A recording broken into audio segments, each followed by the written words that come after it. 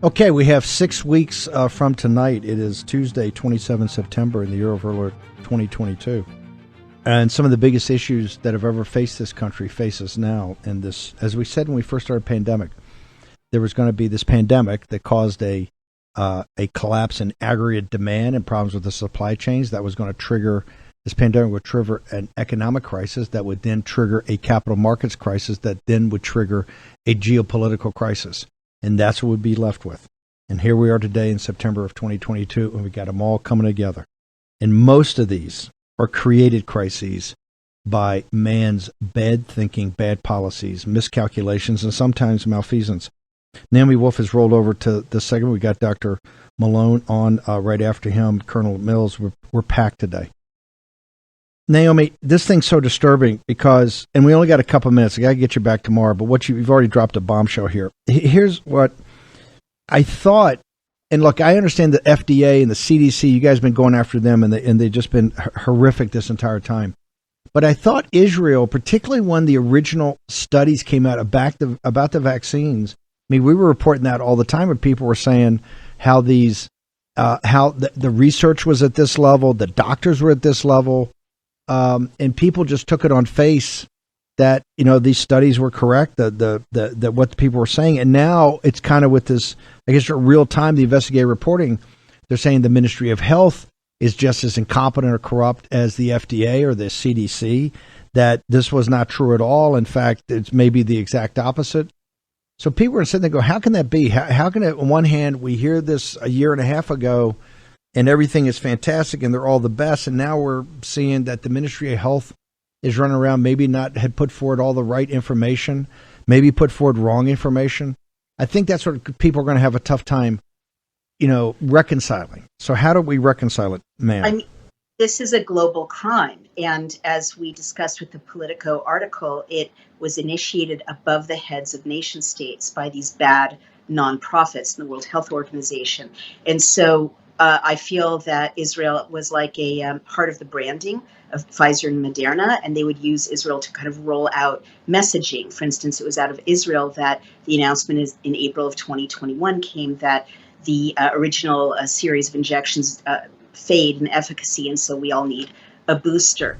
And there's a leaked Ministry of Health video in which the equivalent of the CDC in Israel is basically saying, look, people are going to come after us legally for these bad outcomes, for these adverse events, for this damage they're sustaining. What are we going to do? How will we roll this out, continue to roll it out so that we're protected legally?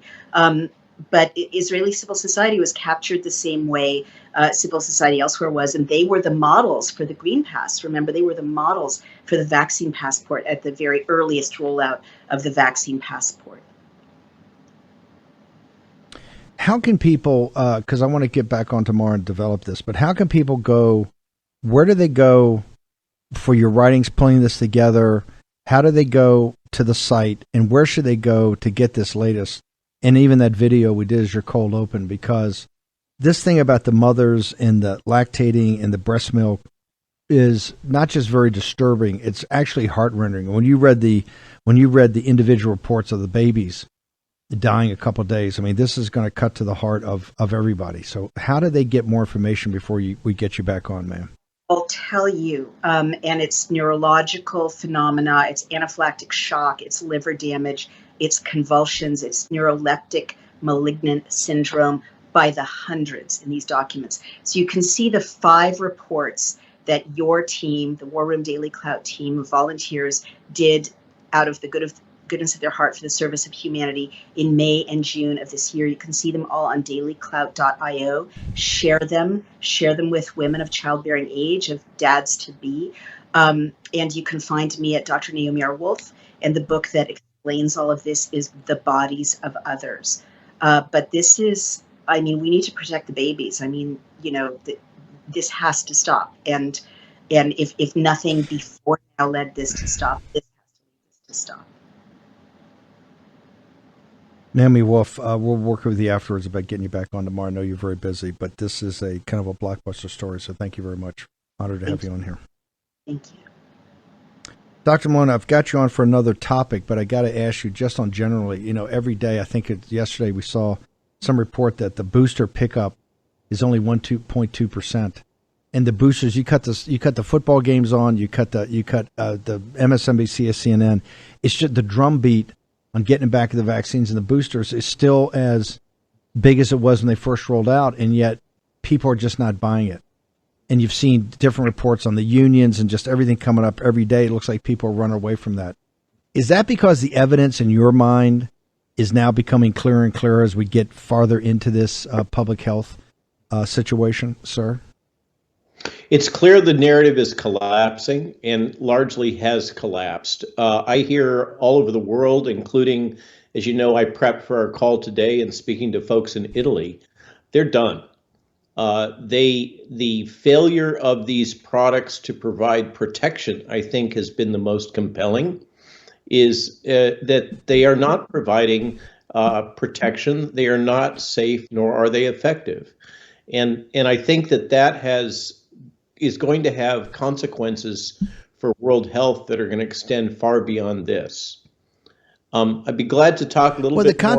Hang on. The consequences are going to be just a lack of credibility. I mean, I want to get to the Italian situation. They were one of the first ones in the early days that had to confront it because of the situation with, I guess, the up in Milan of the fashion show and people coming in for China. Remember, that was the original hotspot, even before New York. And the country was put in lockdown. I think the country was one of the first ones that took up the vaccine. So a regular, correct me if I'm wrong, after you did a couple of your small kind of workshops, the first, I think, international conference you pulled together of the what I call Xenophon's, the 10,000 doctors, took place in Rome, which has become kind of one of the centers of this whole controversy. Go ahead, sir. So that's true. The International COVID Summit in Rome was a big success, and it streamed out to millions. There's another conference from Hippocrates, which was one of the key organizations for that's going to happen this Saturday. The Italians are moving on in so many different ways, as you know, after having recovered from this. But Naomi was right that I can tell you first person that the FDA believed, or at least the senior FDA personnel I was talking to believed, that the Israeli government was a source of true and accurate data. And clearly that's been blown away. But globally, I think everybody is pretty much done with this. And they're going to have, one of the things, Steve, that we published a couple of days ago, you probably missed, was there was a major 4,000 person study in Yale, much more rigorous than any study that was done for the vaccines in many ways, 6-month follow-up, to fine-tune the propaganda messaging. They tested it in human clinical trials. We've all been subjected to a massive pre-planned propaganda campaign. And the good news is that we're all increasingly becoming immune to this type of strategy, and we can see through it. Of course, the War Room helps with that in so many different ways. But you talk about the propaganda, and maybe going forward, we say people are over it. You know, obviously people in Italy are over it. People in the United States, only 1.2% of the people that are eligible have taken the boosters. So clearly the word's getting out there. But there's been a lot of carnage. If what Naomi is saying, that this real-time, magazine is reporting and investigating, reporting in Israel, the carnage that's been done, the damage that's been done, it's no longer we know the propaganda is not selling anymore because people are going to new sites and they're kind of making their own decisions. That's why the boosters are not. That's why you see, so many people walking around without masks when they're still saying in certain areas there got to be mask mandates. People are over it, but that doesn't address, first off, the really destruction of public health credibility of officials, but more importantly is the damage or potential damage that has actually been done by these vaccines, if what's coming out now with Israel and some of these other reports are true. So how do you handle that? Hey, I want to just give a shout out to Neil Oliver of GB News, who was actually the first one I'm aware of to break this story and to show the Israeli video. How do you handle it? Let me just give you some real world data from today. This comes from the Istituto Superiore di Sanità, which is the Italian FDA.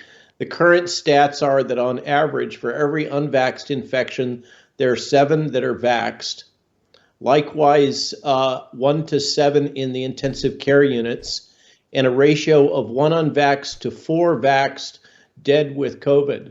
That doesn't even take into account the vaccine, post-vaccination injury, and mortality and morbidity, just as you've had Ed Dowd on. I mean, Steve, you've done a great job all the way through this, documenting this human tragedy, together with Naomi, Ed, and so many others that you've had on. The question is, how serious is this wave of post-vaccination morbidity and mortality going to be? How long lasting is it going to be? What I've been told is that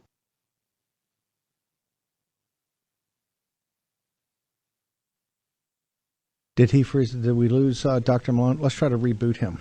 Okay. Obviously very disturbing, and Dr. Malone's got some stuff to talk to us about Italy also. Do we have Colonel Mills? Can we go to Colonel John Mills? Colonel Mills, I want to shift gears for a second and say we got 6 weeks from tonight. It will be election night of the most important midterm since 1862. Correct me if I'm wrong. You volunteered once again to serve your country, and I think you've volunteered is it a poll worker? Is it an election official? Is it a judge? What are you? I saw your documentation. What are you exactly, Colonel? A sworn election official. And this concept, it's taken several years to educate a lot of the political class on this. That's a poll watcher is in front of the table. Okay, so sworn election officials are behind the table. Now, there are little differences in terms and titles and things like that. But regardless of the title, it's very important to work behind the counter. Where do you want to work? Do you want to work in front of the counter, or do you want to work behind the counter where the votes are being counted and being assessed? So I think it's intuitive and obvious that it's behind the counter is where one wants to work. And that's the key thing. And Steve, I tell you what, it has taken several years to educate the political class on these very important concepts, because immediately everybody opts to, oh, that's a poll watcher. Well, in the state of Virginia, no, a poll watcher is a function of a political party. This is a deputized citizen. This is what the New York Times, and they did the breakdown of the infrastructure. This is how we are getting engaged. Their civic duty is to get engaged and make sure. This is how Youngkin won, and people were sure that it was free and fair. 95% participation with on the official side, not the poll watchers. We're talking about poll workers and judges. Real quickly, Colonel, what was the process? I want everybody in this audience to know this is what we have to do. You can't whine. You can't moan. We are where we are. How do you follow Colonel John Mills? You've dedicated so much of your life to your country already. How do people do this, sir? It is you go onto your county website and look for this. Be a sworn election official. Believe me, in Virginia, I've been pushing this for several years because we are not an 80-20 county or state, yet Republicans were extinct and nowhere to be found as sworn election officials. They always says, "Oh no, we're going to do poll workers." Well, we lost Virginia 11 years ago, and no, the proper place is behind the counter, being a sworn election official. And this is part of the action plan. This is part of the action plan to take America. Is citizens, you got to get off the couch, get in the game, don't get angry. Get involved and be part of the solution behind the counter running the elections. And that's where you start finding out all these crazy things. I mean, I've been duking it out with my registrar who helped force her out in early 21, and now she's been indicted by Attorney General Miara. So you got to duke it out with them. You can't wait for a lawyer to fly in and do your work, your dirty work for you. You got to do it yourself. You got to get involved. You have to stand your ground. Remember, we want free and fair and transparent elections. If that happens, we'll win. Real quickly, Colonel Mills, people can find out. Your new book is out. We'll have you back on to go in depth, but people can see how you dedicate your life to the service of your country. What's the title, and what's the easiest way people can go find out about your story? Oh, thank you, Steve. And you wrote a wonderful preface. The nation will follow. This is me realizing and discovering I was right in the middle of this spying on candidate and then President Trump, me fighting to do something about it, getting in front of the investigation on this. And, this is so important. And I realized it took me 4 years to get in front of John Durham and tell my story. And it was really a lot of fighting. But the nationwillfollow.com, it's the story of this. And then what do we do about it? It's the action plan to fight your ground in your county.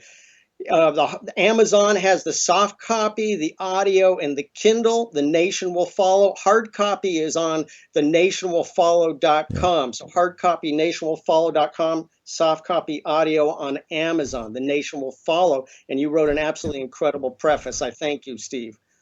Well, I'm not going to give away your Damascene moment, but you've got to see. Everybody's on the road to Damascus, and yours was pretty shocking when it finally dawned on you after 30 years in the military. Hey, something's not right here. Colonel Mills, thank you very much. Honored to have you on here. I want everybody to go get the book, The Nation Will Follow. Thank you, sir, and thank you for volunteering to be a election official, sworn election official. Yes, sir. We want tens of thousands of people to follow Colonel Mills. Let's go back. I think we have Dr. Malone. So Dr. Malone, this information is coming out now. So how do we clean up the mess that's been left behind, sir? Boy, that's a big question, Steve. You're asking me how do we fight corruption question, really. What we have is a situation globally where there has been an organized attempt to impose a variety of steps, including the vaccines as kind of a point of entry, that all lead towards a controlled situation that enables a variety of objectives that are on key lists from various globalist organizations. And here in the United States, what we have is this, we can call it administrative state structure or the permanent administration, whatever you want to call it, or you can call it the deep state. But these people have clearly been very active in subverting any traditional norms for clinical research, biomedical ethics, or any consideration of people.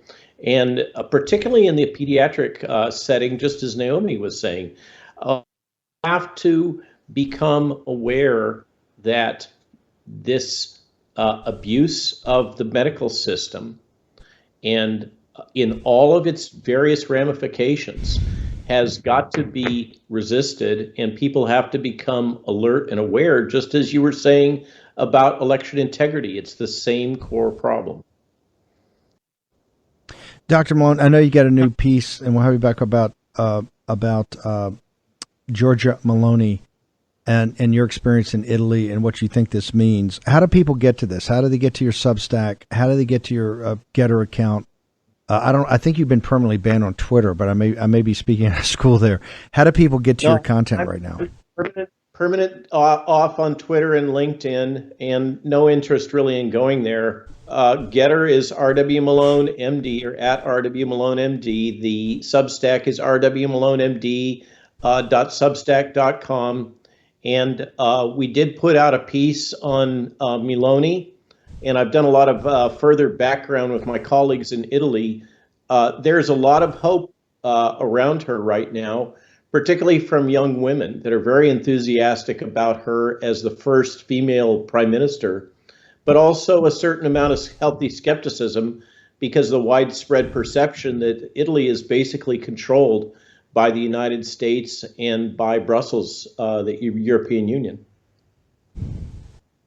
Big time. That's a brilliant piece. I want everybody to read it. Dr. Malone, thank you very much for joining us. And thank you, by the way, so the War Room is easy. We just provide a platform and bring on fascinating, interesting people like yourselves that are knowledgeable. And that's what's made this show. And you guys being so correct. As Steve Cortez has been in economics, we've been in geopolitics. You've been so correct on everything to do with this pandemic and the vaccine. So thank you. Honored to have you on here as always, sir. Thank you, sir. I want to bring in Karen Siegemund now, the American Freedom Alliance. Talk about the deep state, the administrative state, the globalist, what happened in Italy. Your conference this week could not be better timed. We just had this earthquake in politics, global politics in Italy, and we're about to have another one in Brazil. Tell us about the conference and what do you, the speakers are amazing. In fact, we got Kevin Freeman's going to join us in a little while. He's one of the speakers. I will be there. What's the American Freedom Alliance? What are you guys trying to accomplish, and why is it so I know you thought about this before and you scheduled it. You perfectly got it between the Italian and the Brazilian election, ma'am. Right. Perfect timing. It just it struck us, anybody who watches what's going on, that while we are under the impression that we have elections and maybe they're legitimate, I happen to think they're not particularly legitimate in this country, but even so, there are still puppet masters. A lot of what we've been undergoing has been engineered, orchestrated, conspired by people outside of the realm of governance. We can call it meta government, meta national, supranational, and any of those kinds of things where they're beyond the scope of elected governance. And when COVID hit, we saw. Okay, how do people when people hear that, and maybe people are not up to the speed of writings, why do they think that you just don't have your tinfoil hat on, and you've kind of left the earthly bounds of rationality, ma'am? Yeah, great question. 2 years ago, if someone had said what I just said, I would have thought that they were crazy. But if you really have your eyes open, there's too many coincidences. Globally, how the reaction to the pandemic was too uniform. You mentioned before, Italy was the first to shut down. We talk about Israel, Germany, Austria, everywhere was sort of following the Chinese example. Even the United States to too great a degree. And it was uniform. The language was uniform. The propaganda was uniform. The narrative was uniform. And to a certain extent, you could sort of understand it, except when the truth started to come out that the pandemic itself wasn't particularly harmful and that there were treatments. But instead of celebrating, they doubled down on the tyrannical overreach, the shutdowns, the vaccine passports, the really the strangling of freedom. It became too apparent that the people we've elected are not the ones in charge. And it's apparent at every single level, from the WHO. So we have these supranational organizations. They're extra sovereign. They're attacking sovereignty. They're attacking regional governance. They're attacking local governance. They're attacking every single sector that we deal with: the media, entertainment, the public square, Twitter. You were just talking about kicking people off of Twitter. Education, of course, medicine, science, as Dr. Malone was just talking about, and Naomi as well. There's really not a sector that's untouched. And you can tell that if you are a person seeking truth, because whenever you check what's coming out, it is counter to truth. And whenever you speak the truth, they are shutting you down. I don't know. I just say we should each draw our own conclusions. The conference is aimed to reveal all of these things. The World Economic Forum, the UN, Agenda 2021, Agenda 21 and 2030, the Great Reset, various sectors. So we have Ed Dowd talking about the financial sector. We have Mike Rechtenwald talking about the Great Reset. We have people talking about education. We're just putting it out there. We're putting out the words of Klaus Schwab and Yuval Harari, putting out the words from the World Health Organization. Just, everyone should feel free to wear their tin hats or not. We're not telling anybody what to think. We're just presenting the data that we found. Karen, you've got an amazing cast of speakers and thinkers. How do people go? I want to know now how they go to the website. Is it going to be live stream? If people can't get to California, how can they get access to this? Because you've really put together an extraordinary conference. So how do people, and they can make their own minds up. You hear these speakers, they'll put forward their evidence, and we're not telling you what to think. So how do people get to it? Or if they still get tickets, where do they go if they want to attend? And if not, where do they go to view it? Right. So all the information is on AmericanFreedomAlliance.org. So .org. We have the list of speakers. We have the bios of the speakers. And of course, we're beyond thrilled that you will be keynoting on Saturday. We have Ed Dowd on Sunday, an amazing roster. Tickets are available there. We may live stream portions of it, but in general, we're not. We, just for a number of reasons, but I also have to say that the energy at the conferences that we put on is like nothing else. You will be in a room with hundreds of people who are like-minded and passionate and truth-seeking and concerned and loving of America. So we're thrilled that you'll be there. AmericanFreedomAlliance.org. We also have a code for people listening right now. You can use the coupon Bannon and get a discount when you buy tickets. And it is in a southern portion of Los Angeles, and we are overjoyed to be doing this. It is literally. I want everybody. By the way, we're gonna broadcast live from there. We're gonna be bringing in all the speakers. In fact, we've got one of the speakers, Kevin Freeman, the expert on economic warfare. Yes. Darren Beattie, who's also going to. We're talking about economic warfare next, but this is going to be extraordinary. We're going to broadcast live from there. I'm actually speaking twice, and so I want everybody that's in the Southern California region or even Arizona to attend. Go to the website right now. Karen, thank you so much. First of all, thank you for putting together the conference with these extraordinary speakers. I know it takes an incredible amount of work. And thank you for inviting us, and we look forward to seeing you there, kind of riding shotgun with us as we broadcast on Saturday from the conference. Thank you. Okay, I want everybody to go. Let's get it up. I want everybody to go get the... and by the way, a good primer, what you may want to do is Alex Jones's The Great Reset and the War for the World. A fabulous primer if you're going to come. Let's get the book. If you get there, I'll tell you what. If you bring in Alex Jones' book, I'll autograph it for Alex. How's that sound? Short commercial break. Kevin Freeman, Darren Beattie next in the War Room.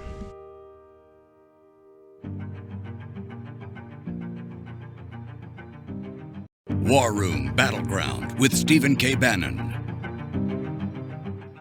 Okay, welcome back. Remember, our theory of the case is about these created crises. It's one of the reasons that we're going to go to the American Alliance, Freedom Alliance's conference this weekend and speak. Another individual that goes, Kevin Freeman. We've had Kevin on here all the time of economic warfare. We got Darren Beattie. A lot of things are happening about natural gas and energy and what's happening in Europe. And remember, we were the first ones to kind of say, hey, this border skirmish in Ukraine and the Russian-speaking Ukraine, it has a possibility of metastasizing and becoming actually something that can affect and impact the globe because of the energy policies and other ridiculous policies that the elites in Europe have made. I want to bring in the economic warfare expert, Kevin Freeman. We're going to have Darren Beattie join us in a second. Kevin, you've been the expert in studying this for decades, right? Economic warfare. You're the leading expert. You got a new book out, According to the Plan. This is about the CCP, the Chinese Communist Party. Tell me about economic warfare, why it's more important than kinetic warfare, and why the United States has, quite frankly, been involved. I did a film on President Reagan off Peter Schweizer's book called Reagan's War. The biggest element of that was economic warfare, as I go into in excruciating detail, particularly with the Saudis, oil and gas, choking down the ability on the dollar. It was extraordinary. Economic warfare, what is it? Why is it important? And why do people not fully understand it right now? Well, economic warfare has been around since the Peloponnesian Wars. It was in operation during World War II with Operation Bernard, where they were counterfeiting German currency. It is the means of defeating an enemy without firing a shot, because if you destroy an economy, you absolutely can't wage warfare. Without an economy, it's impossible to wage. And you referenced President Reagan. One of the neat tricks that he pulled was, and I put this in my book, Secret Weapon. I'll just read. He had a technological embargo of the Soviet Union, but he arranged, Thomas Reed, who was a member of the National Security Council, admitted this later, and I had it confirmed by Reagan officials. He arranged for the KGB to steal at a conference a few, I think they were Intel chips, but they were chips designed to malfunction. They stole them, they duplicated them, they put them in their pipeline, and later it caused, when they did malfunction, the largest natural gas explosion in history to that point, an explosion so big you could see it from outer space. This is economic warfare. You destroy your enemy using economic means. Kevin, hang on. I'm going to bring you back in a second and join us with Darren Beattie. Darren, so what Kevin lays out, and by the way, you got to get his book According to Plan. Kevin Freeman is one of the smartest guys around, and he can connect dots. And now, as you know, he's on the Committee on the Present Danger, and we talk about the CCP and their infiltration and what they've done in capital markets, technology, all of it. But something's happened over the last 24 hours, and that's why I wanted Kevin on to give that anecdote from basically the Cold War with the United States. What is going on with the Nord Stream 2 that President Trump warned people about? Darren, get us up to speed what's going on. And what's most disturbing is either U.S. government officials or people that are close and or married to U.S. government officials are on Twitter, like making it seem like the United States actually did this. Walk us through what the facts are. Well, this is a remarkable story and a deeply serious development of the global conflict centered in Russia, Ukraine. There are many players involved, but of course, the major players are Russia, Europe, which is in many ways Germany, and the United States. And a factor linking all of these stakeholders in the US-Russia proxy war is the Nord Stream pipeline itself, which has long been the sort of thorn in the side of the Atlanticist faction of the US national security establishment. What the Nord Stream pipeline does, Nord Stream 2 in this case, is it provides a mechanism whereby Russia can supply gas energy to Germany. And there is profound complementarity between Russia and Germany, and the Atlanticist establishment, NATO and so forth, would do anything in their power to prevent this sort of natural economic alliance between Germany and Russia. Now, up until this point, US, NATO, however you want to express it, US through its various proxy organizations, has attempted to scuttle the Nord Stream pipeline through things like the Skripal affair, using that as a pretext to implement sanctions. There have been many things. The Integrity Initiative, which is sort of a secret influence operation that operated on Twitter and other places designed to influence NATO-aligned countries against Russia, in particular against this pipeline. A lot of these sort of soft power mechanisms to scuttle the pipeline. Now all of those have gone out the window. The soft power is out. We're down to kinetic here, kinetic economic warfare. And both Nord Stream pipelines have sustained severe physical damage, which according to reports will make them inoperable for the foreseeable future. All governments that have commented on this have said that this is an act of sabotage. And so the question is, who benefits from this? Now, of course, US and NATO aligned organs are saying that somehow the Russians did this without any explanation about why that would be so.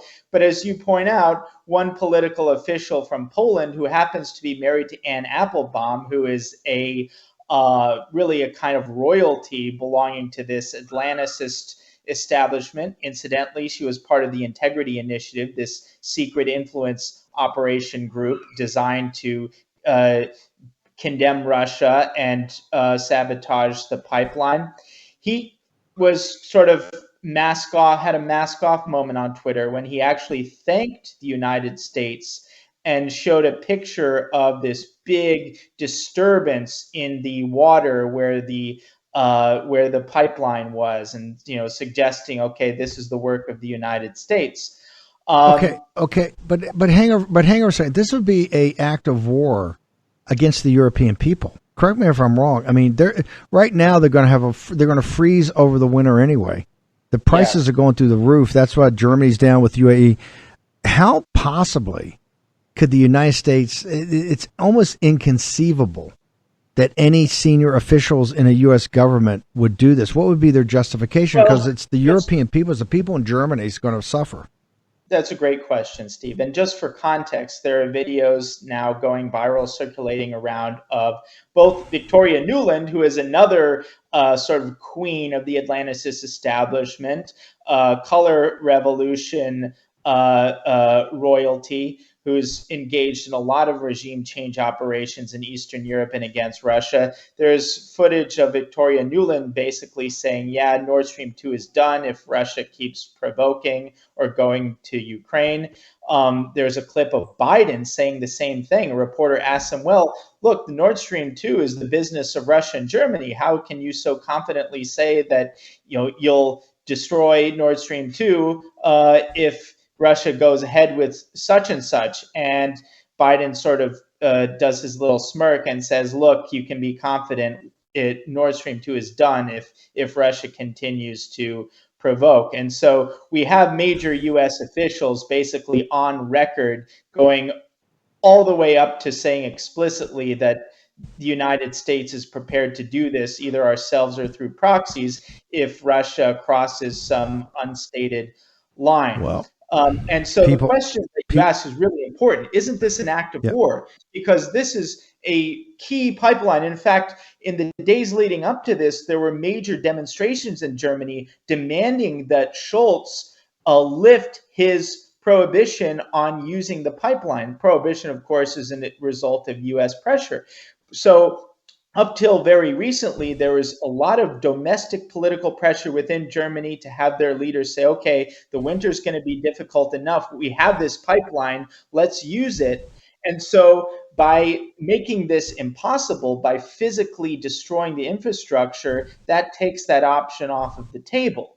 And so is this an act of war? This is the real question. In any ordinary circumstance, absolutely, this would be an act of war. But I think it's crucial to remind ourselves, war is it exists between competing sovereign entities. And in the most meaningful sense, Germany, and I would say Europe more broadly, is not a sovereign entity. Europe is essentially a vassal state of the United States and has been since World War II. It's a protectorate. It's a protectorate is what it is, like the old British. It's a protectorate. That's right. I used to argue this all the time, and it acts like a protectorate. That's what that's what the globalists want. In the Middle East, the Gulf states are protectorates. We have that's why we have $1 trillion defense bill.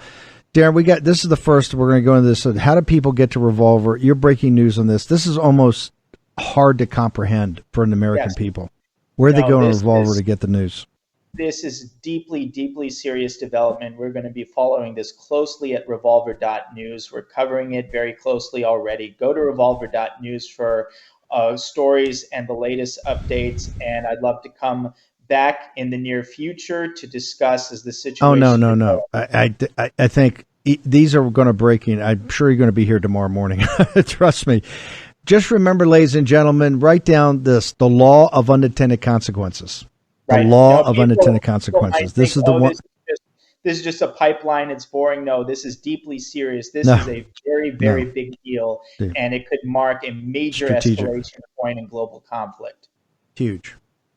Okay, we'll have you back on tomorrow. Darren, thank you very much. Everybody go to Revolver. Kevin Freeman, this is how you spend your life. You've really focused on recently on China, but this is the type of thing that people say, well, it's a gas pipeline, maybe it's some valves. They don't understand. These are the types of things that move nations and move people. Talk to us about, on the other side of the equation, this is why we keep saying, I don't know why we're spending all this time focus on Russia. The enemy, the existential threat is the Chinese Communist Party. Walk us through your new book and walk us through you have a whole service to qualify financial advisors to make sure that people in their pension funds are not inadvertently financing the Chinese Communist Party's military. Kevin Freeman. Yeah, Steve. Well, first off, let me comment on the Nord Stream issue.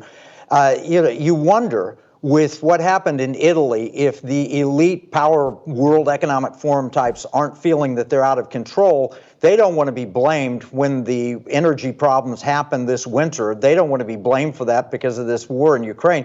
So you wonder if at some point they want to be able to shift the blame, oh no, it was a pipeline problem or whatever. So I don't know the answer yet. I'm going to dig into it and study it. But the thesis is it's all according to plan. Every guest you've had has said in this area, whether it's vaccines or election issues with Colonel John Mills, who's a good friend, and I've worked with him on the election issues, or the economy, or student loan forgiveness, or the borders with fentanyl, or military wokeness, or Black Lives Matter, or critical race theory.